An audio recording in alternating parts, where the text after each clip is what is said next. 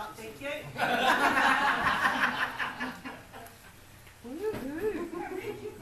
Come on, Reg. Come on, Rich, play the game, Reg. So she can feel the full support and love of it. Yes, exactly.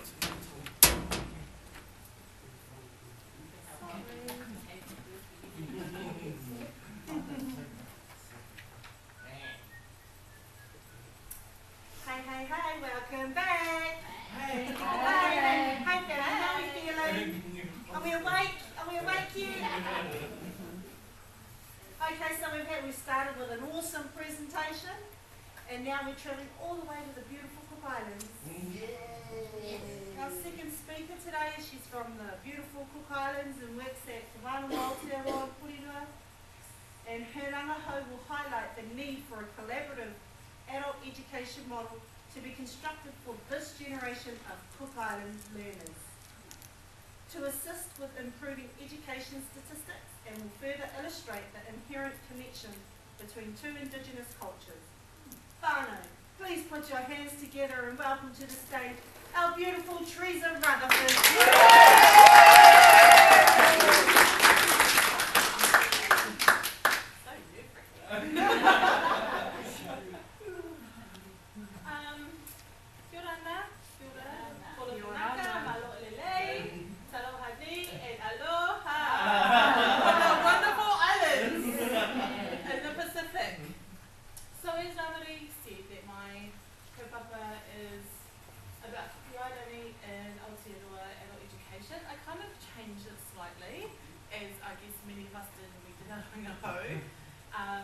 As I thought that it was kind of a smaller scope in terms of the many Pacifica islands that we have in this country. So I've changed, you'll see that I will discuss Cook Island as well as Pacifica in general.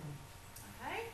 And the frames I'm going to be using is Pacifican, and I stole that from one of the professors at Massey University. It's kind of his new phrase for Pacifica, Pacifica. There's so many different terms, but I'm using Pacifica. Okay? Thank you.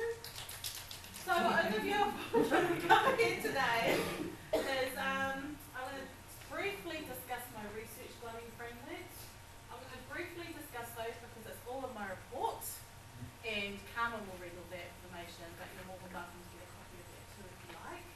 So I'm going to be discussing kaupapa wānanga and my conceptual framework.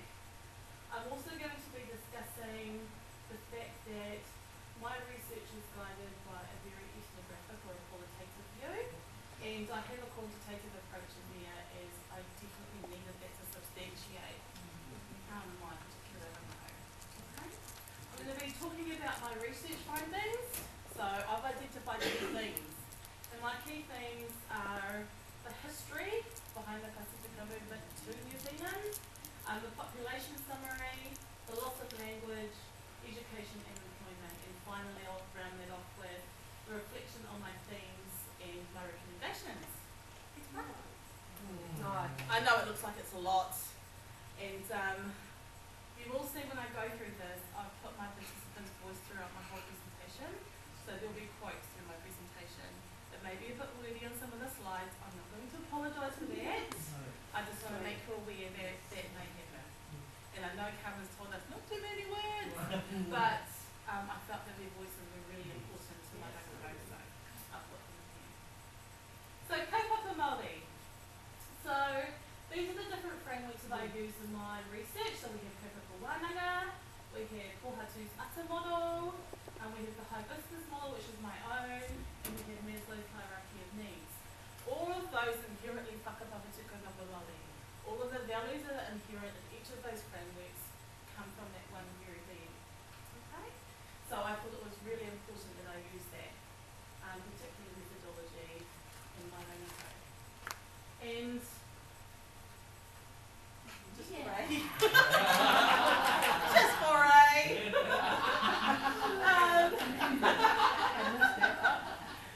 I've also tied in all of my bodies of knowledge in with Pacifican bodies of knowledge also, so I have both realms here. But Rachel's going to come and hand out a document to you all. This particular document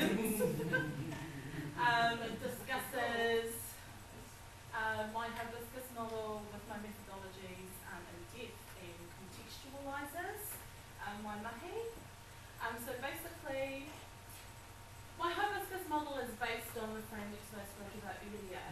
So, and I also talk about the very life of the hibiscus flower. So at the bottom here, we have the life giver of the stalk, we have the supporter of the sepals on the actual hibiscus flower, we have the petals that are guardians of the main style or stigma or the sepals that give life and continue life and continue knowledge in the actual hibiscus flower. So I've actually labelled the very source of life or giver of life or gift of knowledge as the akor section of my particular framework.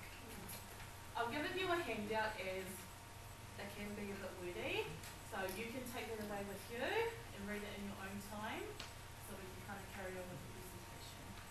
Cool. But all of that is predicated upon Kaupapa. Ethnicity. So for my research, I thought it was really important that I define what I think is ethnicity and what I think is culture. Everyone has very different views on those two contexts. So I've taken two quotes from two academics that resonated with me in particular. And this is what I'm going to be using in my actual research itself. So Spoonley, he wrote a document called Racism and Ethnicity. He defines ethnicity as essentially an identity that reflects the cultural experiences and feelings of a particular group, or there needs to be a cultural practice or belief that define it as different from other groups in the society. So that was one particular explanation that resonated with me and what I thought was appropriate to my particular whānau. So I'm using that. And for culture, this is Professor Kona Hiru-Whaman. She's actually a Tongan academic and a poet. And I believe is a professor at Auckland University. Brilliant writer, very poetic and arty in her writing. So if you're ever interested in that side of things, she's definitely someone to look at. So culture for her is a way of life of a discrete group which includes a language, a body of accumulated knowledge, skills, beliefs and values. Everything that we've discussed this year. Okay, that was summed up in that particular discussion there. Also talks about the central to the understanding of human relationships, unique systems of perceiving and organising the world around them. And then throwing in our worldview aspect, which we've also touched on in our time to common, is socialised largely, influenced our behaviour and way of thinking as our worldview. So we have so many different worldviews in this particular class. So that was another example of what I think resonates with me in terms of culture. So really briefly about the history. So the Cook Islands became a dependent territory of New Zealand in 1901 when it was annexed. Okay, we were one of many Pacific islands that were.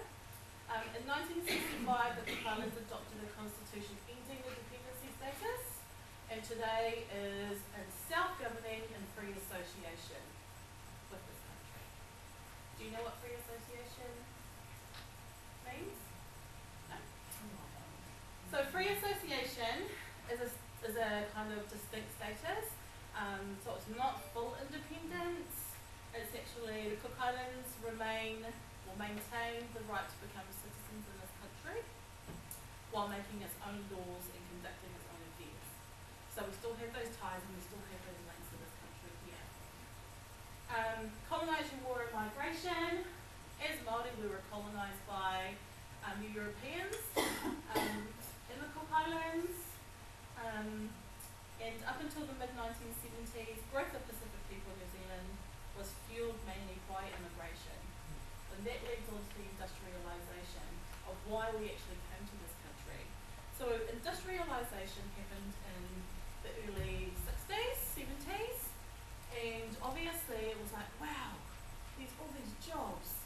We think New Zealand will hold a better life for our people, better money, better opportunities, so let's go over there. Also at that time it was, you know, because we still had that free association with New Zealand, they were able to come over, they were also able to have citizenship to mear. So we thought at that particular time. When industrial degeneration happened, so that was in the 1980s when the big oil crisis struck. People heard about that, and the price of oil plummeted, and it was basically, oh my god, we have all these overstayers in our country, we have our own people that we have to support, we no longer have the jobs that can support them, what are we going to do? So an ugly piece in New Zealand history was the Dawn Reigns. So that's when Pacific people were persecuted by the New Zealand government. They were actually told it was okay to do this. It was advertised on the television. Handouts were given out in the mail that if you believe that you're living next to a overstayer, please report it to the local police. Things happened that cops would go around, obviously in the early dawn hours of the day, go into homes, children are sleeping, bang on the door, go into the home and say to parents, we have to take you and lock you up. Why? Because you're an overstayer. You know, one of the things that I looked at on the Te Ara website was a short video of a person that was interviewed, and she said that the police officer just said to her, he doesn't really know why he's doing this, he just knows he has to. So that was just an ugly piece of New Zealand history. And I got that from Kuptadam and Kawaja. Just in case you wanted to. Look at that little nugget. So the population summary. So basically, understanding these characteristics is very important. Context for analysing the social and economic position of Pacific people in New Zealand. Okay? So the Pacific population in New Zealand grew. So if you look at the current population of New Zealand at 4.43 million, you look at how small the population was in 1945 and what are currently in existence at the moment. Of the current New Zealand population, 682,200 are Māori, or registered as New Zealand Māori as at the census 2006. Okay. Of the Pacifican in New Zealand, the largest group is Samoan. As you can see, second largest is Cook Island. Of that Pacifican particular demographic of people, 60% of them have been born in this country. So 60%. That's huge. You know, and that leaves 40% of them are actually overseas born, come here, settle in this country. And this provides context to the difference between being an island-born Pacifican and a New Zealand-born Pacifican. The stats show, it's just astronomical, the numbers that we have here. When we talk about identity, so I've split my research into two different areas of the sole ethnicity and multiple ethnicities in the Pacifican demographic of people. 61% of the current Pacificans identify as having one sole ethnicity. 53% of Cook Islanders identify with that also. Multiple ethnicities of 36% and 47% concurrently. 47% is still a huge percentage of Pacifican that identify as being multi-ethnic. Of course, coming along with being of a multi-ethnic racial background, different dynamics, different values and different beliefs come in with that. You're not just the one. If you look at the top one there, the sole ethnicity, the differences will be apparent in terms of your values, your belief systems will be very different from someone living with one sole ethnicity to one that is multiple. Okay. The people are basically rapidly growing in this country, and these figures definitely show that. Another area I looked at and noticed was that we have such a youthful population. Currently in New Zealand, 81% of all Pacifican are under 15 years of age. Under 15 years of age. 89% are under 5 years old. 89% of that 81. 89% of that 81% are under 5 years old. Overseas, it's 19% and 11% concurrently. We're such a youthful population in this country. Of course, we all know rangatahi come another set of challenges. So on top of that, you have being a person from another country, a Pacifican, in New Zealand, and being of mixed or multiple different ethnicities, and having a youthful population thrown in the mix as well. So that's again another contextual element to add into my rangahau. Geographical distribution, so chain migration. Do you know what chain migration is? Yeah. So chain migration can have several meanings. So the meaning I've used for mine is it refers to the social process by which immigrants from a particular town follow others from that town, okay, to the next. If you look at the key regions there that I've identified, these are the top 4 regions in this country where Pacificans have migrated and are currently based. So Manukau, Auckland, I don't think there's any surprises there, Waitakere and Porirua. So these have been since 2006, those are the 4 main regions in which Pacifican have settled in this country. And that is due to chain migration. They've gone to the countries where they'll have support, or the areas where they have support, and where their whānau is based. Makes sense, eh? You're coming to a new country. So adding another contextual element onto that, guys, if there wasn't already enough, is the loss of language. So in this particular graph here, you'll see where we're currently sitting in terms of those that can conversationally speak te reo Piairani. So look at them. Look at the stats for New Zealand born in comparison to overseas born. I think that in itself just shows you what state we're currently in terms of the language within this country. 16% of Cook Island Māori New Zealand are able to hold an everyday conversation. 16%. As would be expected, obviously the overseas have a higher population of people that can actually speak it. The United Nations of Educational, Scientific and Cultural Organisation lists Cook Island Māori as a vulnerable language. And I've actually seen research that says that we're 1 generation away from losing our language in this country. And if you think about it, the majority of the Cook Islands live here in this country. We have 53,000 here. The Cook Islands itself has 19,000 people here. So the majority of our people are based here in this country. I thought it was really important to get some participant input into what they think about this. So one of my participants said that as our birthright starts with our language back home, and I don't speak the language, I hope that I can still call myself a Cook Islander. I thought that was so powerful, and I know that Māori can identify with that as well, because I know that you guys have been and probably are still in that position with us. So that was a really powerful piece that I wanted to share with you guys. Employment for my people. So the labour force participation rate for the Cook Island Māori population was 64%. So we have a high group of our people that are working in the labour force.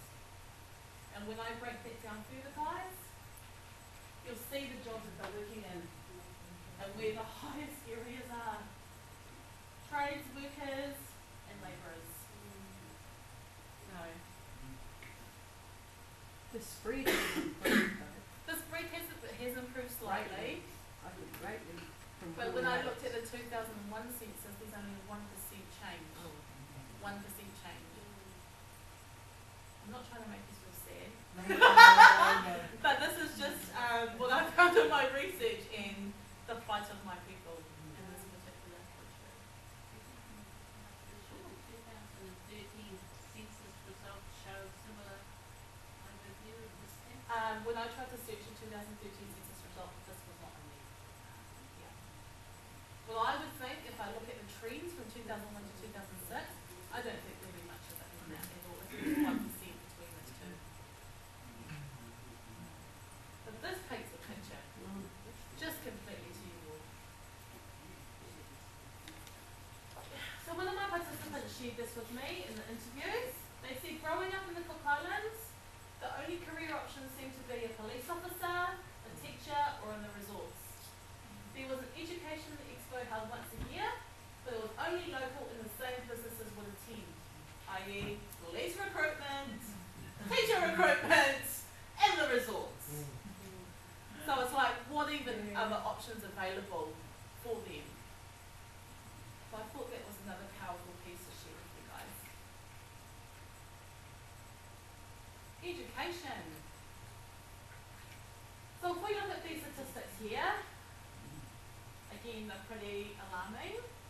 55% of adult Cook Island Māori New Zealand had a formal education qualification, which was lower than for the total Pacifican based in New Zealand. So if we look at the different areas here, 50% and none. School qualifications would be around 36% in here. Post-school is at the lowest. So our tertiary is the lowest level. And we're the lowest for Cook Island is the lowest for all of the total Pacific. Total Pacific. As well as New Zealand. So again, there's some pretty alarming stats for us as well. I also looked at education models that were out there and what actually was there for my people and for Pacifican in general. There's many family violence and health models. So I looked at Tūranga Māori, which is by James, Mutaide and Ray. The Whaiwai model I also looked at, Hodges 2000. Early childhood education model is predicated upon Te Whāriki, which is a beautiful concept, I think, by the Ministry of Education, but there is no Cook Island or Pacifican adult education models. No. That I found. I want to say that I found. And what I found, many seem to be dominated by Western models of thinking. So I referred to Linda Tumuai-Smith in that, as she talks about that in her one of her books about looking through the eyes as a colonised person, has interrogated Western research paradigms, urging culturally appropriate practices and the conscious development of Indigenous peoples as researchers. So I think some change needs to happen in that particular realm in terms of education models. When I spoke to my participants about education, one of them said to me that education was of no benefit to an islander if they had no intention of leaving for Western countries, taking a career in tourism or politics. And I understood that because their life is so different to ours here. You know, they live the rural, you know, island life. We live in very urban, typically urban life here in New Zealand. So the demographics of people are so different. This one here, they talked about an incentive that used to happen back in the day to encourage Pacific Islanders to continue into higher education. So placement quotas, scholarships for Pacific Islanders were allocated to drive that initiative. So that initiative no longer happens, but that was a great initiative that happened in the 90s, this particular person spoke about, when they were studying at tertiary level, and that's how they gained their tertiary qualification. Because otherwise, they wouldn't have been able to afford it. My participant information, these are the range of ethnicities that I spoke with. So, Cook Island born, raised and schooled, first and second generation New Zealand born, raised and schooled, mix of Pākehā, New Zealand Māori, Tongan, Samoan, Niue, Hawaiian, Tahitian, and New Zealand Māori. So these are the mix of people that I spoke with and the ethnicities that they identified with. So I can get a bit of a range and, you know, contextualise my research. Of those participants, 18% of them had no qualifications, 12% of them had a level 1 to 4 qualification, 25 had a diploma level, 37 degree, and 6% were either engaged in or had a PhD. How many participants, Frida? 15. Breaking down that further,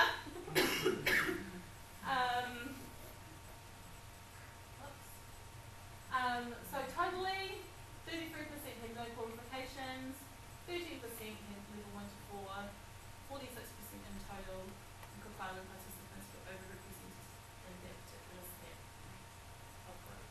So it further substantiates all of my findings just from my own participants. Wow. So this is my reflection on the key points and key themes that I've found in my rangaho. There is a huge difference between being an island born and New Zealand born Pacifican. Each grew up with a different but similar, inherently similar value group, base. And the importance placed on education differs obviously between the two. One of the conversations I had was when they were raised in the Cook Islands, they were raised to be farmers. They got to leave school to go fish, learn how to work in the taro plantations, how to get the green bananas. That was their life. The teachers allowed them to leave school to go and do that because it was what was expected. Here in New Zealand, you don't get that. You don't get the option of, oh, I take a day off to go fishing.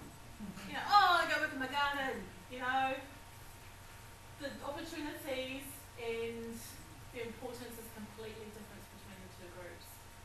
Very youthful population, as I demonstrated earlier, and we're very underrepresented in education and overrepresented in the labour force sector. And they have ties into each other as to why. This is one of my Tongan participants that said this. Those who have immigrated to New Zealand feel threatened due to the language, schooling and English barrier. The downside for those born here is that many feel they have lost their traditions. They don't know how to make an umu was one of the examples that they gave. And that's huge. You know, being able to make an umu is huge to the culture. The last one here is about community. To them, the community consists of the church, so religion is key to many of the Pacific families. Family and lack of leadership steering the whaka applied funding. The wrong people at the helm, not right leaders, running the ship, whereas many leaders are too humble to take up the position. So you have a mix of you need the leaders in the right positions, but often they're too humble to take up that position.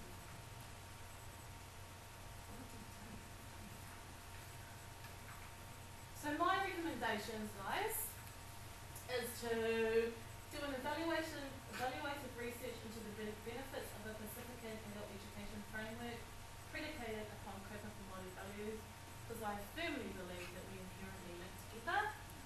Comprehensive longitudinal study to show the links between the provision of early childhood education. Now I've said that because obviously they all relate.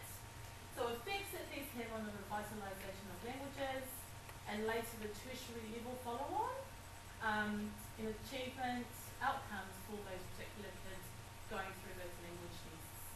Incorporating all Pacifican countries that have been annexed by New Zealand. Research that may facilitate transition to school for Pacifican children and families who diminish dislocation and loss of language and culture. Research into Pacific teacher knowledge, skills and competencies. And a study into which institutions have they chosen to study at and why. I did want to touch on something that Reg said a bit earlier in his presentation, that in my research I found that Pacificans were more likely to go to a PTE or a waiana over any other tertiary level institution. So I thought that was a good piece of information to share. The different values, yeah, definitely the different values-based models that are practiced within the organisation. I also think it would be great to have a study of how institutions are preparing Pacific education teachers for the urban classroom. Because you have that mix that come from the islands, then you have that mix that are here in New Zealand. Very different expectations if you're coming from the islands. And it's like, wowzers, you know, urban. A study of how Pacific education teachers measure against non-Pacific teachers, and for the government to take responsibility for all of the above. That's my match the parliament status. And lastly, my final reflection, my research does illustrate the need for a collaborative adult education model to be constructed for this new generation of Pacifica learners.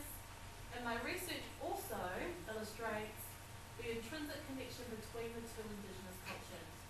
So Pacifica Māori ways of being, genealogically, tied to the sky, land and air, and the world's oceans, with our ancestral links ultimately deriving from these origins. Moi o whakapapa tiki. Kia ora!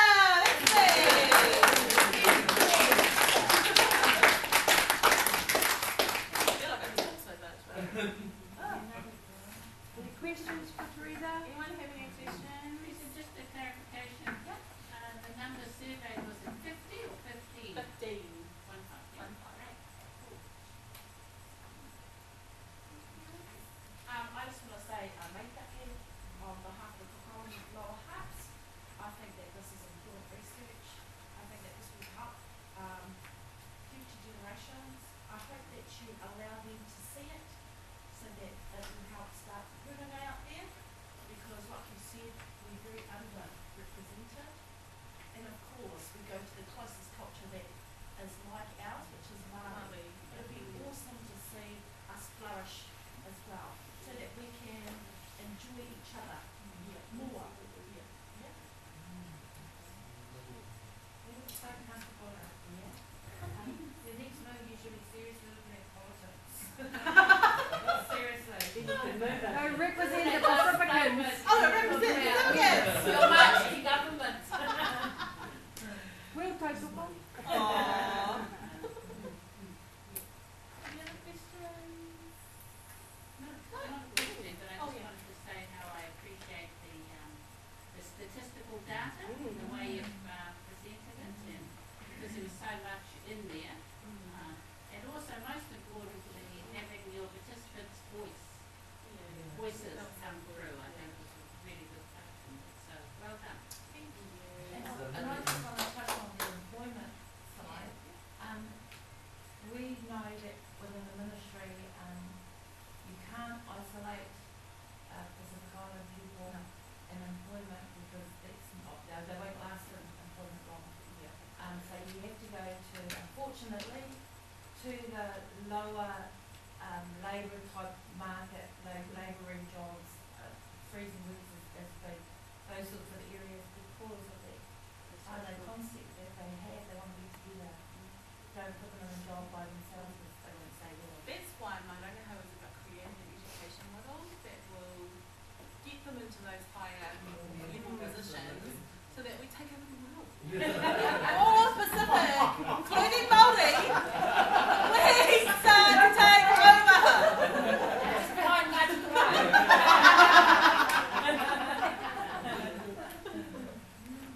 Oh, anything else, guys?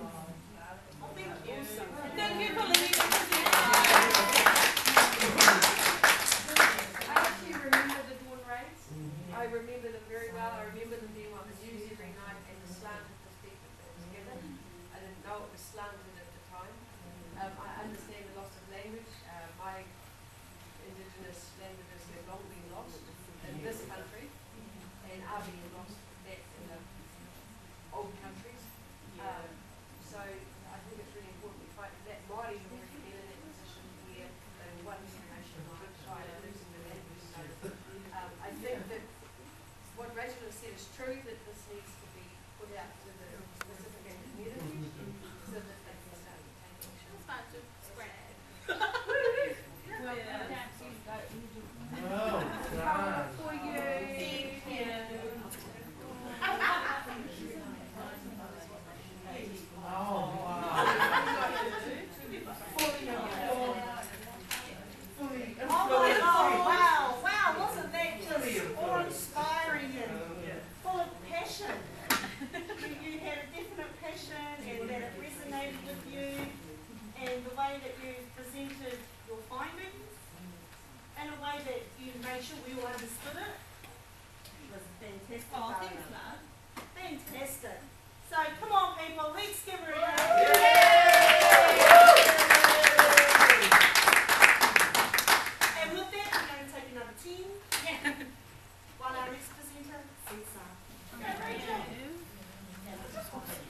Thank you. So, Thank you.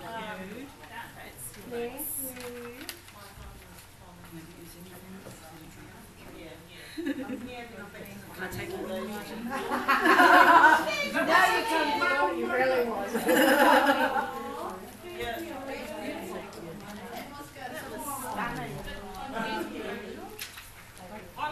Oh, you need them? Yeah, okay. Take your book. well done. I'm young little bit generation, but my older, so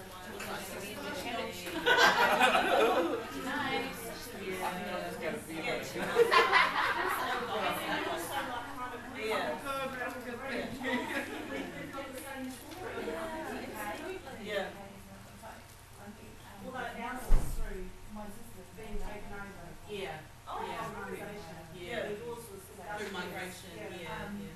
you know, I mean, I've had,